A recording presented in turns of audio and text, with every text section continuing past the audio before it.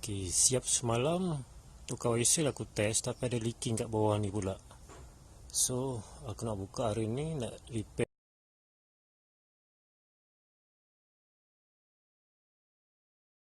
Ni dia washer dia, washer tembaga. Washer ni duduk dalam lubang ni dekat skru Allen key tu. So hari tu lupa nak pasang.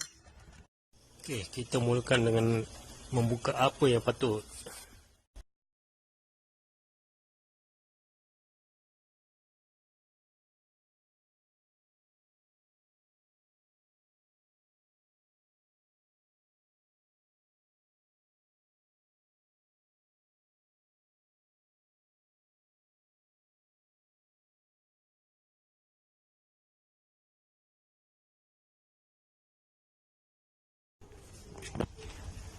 Okay, cover depan dah buka. Kita buka tayar pula.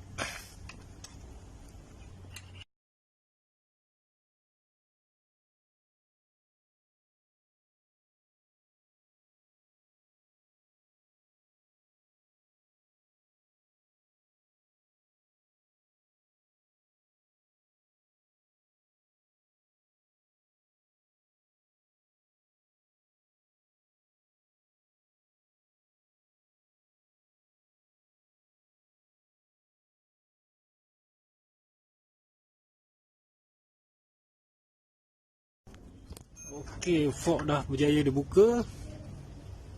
Ini spring dah keluar. So sekarang ni kita nak buka dia punya, apa nak panggil ni, batang besi ni, inner tube. Okey. Okey, ni antara tool yang kita perlukan untuk buka skru Allen key bawah ni. Nampak tu? Kat sini ada satu Allen key. Okay, lagi satu kat dalam ni pun ada satu. Dia macam ni nak cakap ya. Dia macam penahan lah. Lebih kurang macam tu lah. Okay, so kita kena buat macam ni. Ni Allen key yang aku dah potong. Pakai skru size 10 ikat dengan nut pun boleh juga. Cara paling senang macam ni lah. Okey, sambungan T10 ini kita balikkan. Okay. Yang ini kita masuk daripada bawah ni. Okey. Ya, buka. Okey, so kita buka skru atas. Boleh kan? Okey.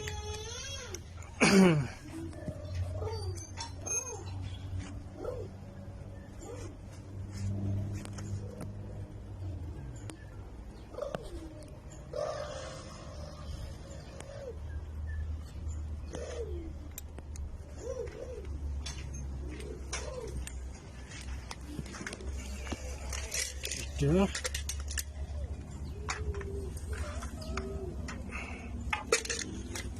biar je, tak payah keluarkan. Nak pasang ni je. Usaha.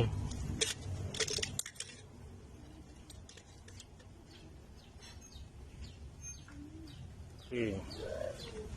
So washer ni kena masukkan skru ni. So masukkan balik lah dia punya skru bolt. Okay. Masukkan T bawah ni, tahan yang bagi bergerak.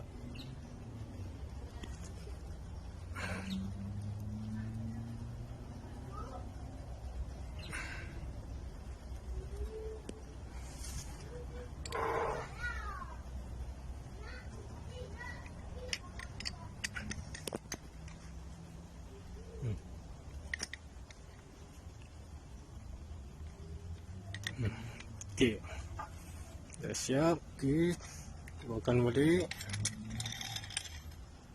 Okey, so masuk minyak. Okey, minyak dah masuk. So kita masukkan spring balik. spring yang renggang belah bawah. Okey. Ini rapat, bawah renggang. Okey. Okey, dah masuk. So boleh pasang balik lah.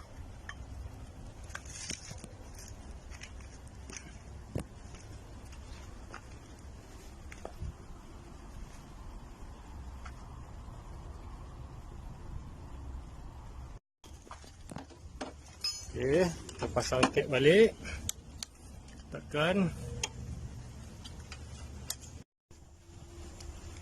Okey, pasang fork balik macam biasa.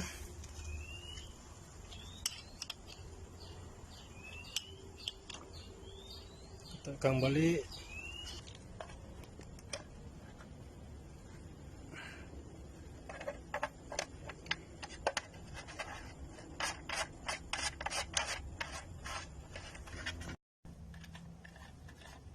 Okey, dah siap.